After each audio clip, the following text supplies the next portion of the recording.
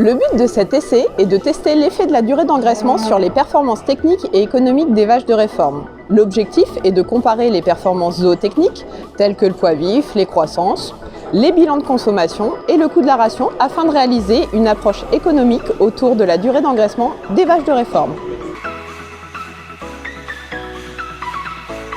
Au niveau des résultats de cet essai sur la durée d'engraissement des vaches de réforme, ce qu'on constate, c'est qu'au niveau de l'ingestion, excepté sur la première année où on avait une différence d'ingestion entre nos 3 lots, sinon les 2 autres années, on n'avait pas de différence au niveau de l'ingestion, une ingestion qui était assez stable, qui était comprise entre 14 et 15 kg de matière sèche par vache par jour. Ensuite, pour les autres résultats zootechniques, on a des résultats qui sont assez mitigés entre les 3 années, notamment par rapport à la première année et à la différence d'ingestion entre les lots.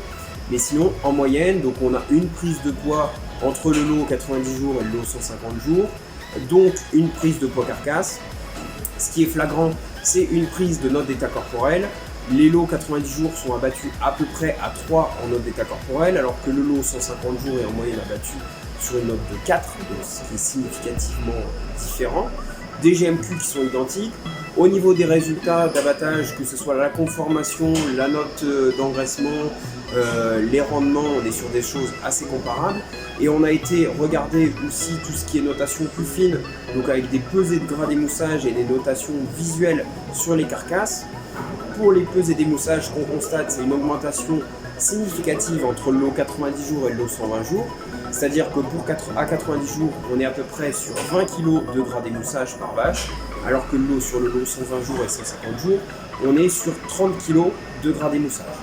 Pour ce qui est des autres notations visuelles sur les carcasses, on voit une augmentation de la couleur de la viande, on arrive sur une viande de plus en plus foncée avec la durée d'engraissement. Sur la note de persillé, c'est pas encore vraiment totalement flagrant, donc on aura besoin de cette dernière répétition pour conclure, parce qu'une année on améliore le persillé, l'autre année non. En ce qui concerne les résultats économiques, donc par rapport à ces 3 années, nous avons synthétisé les résultats zootechniques et ensuite nous avons basculé ça d'un point de vue économique.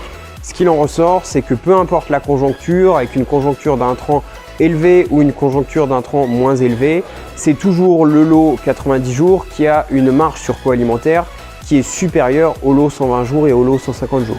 C'est-à-dire que si on est dans un cadre de production un peu classique, industriel, et qu'on ne va pas chercher un cahier des charges spécifique, on a plutôt intérêt à avoir une durée d'engraissement qui va être courte, parce que sinon, l'augmentation du poids carcasse ne compense pas l'augmentation du coût alimentaire pour ces vaches.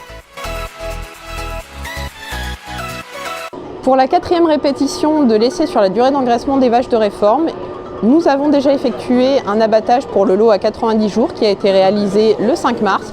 Il nous reste maintenant à abattre le lot de 120 jours le 10 avril ainsi que le lot de 150 jours le 15 mai. Suite à ça, nous pourrons établir le bilan global de cet essai.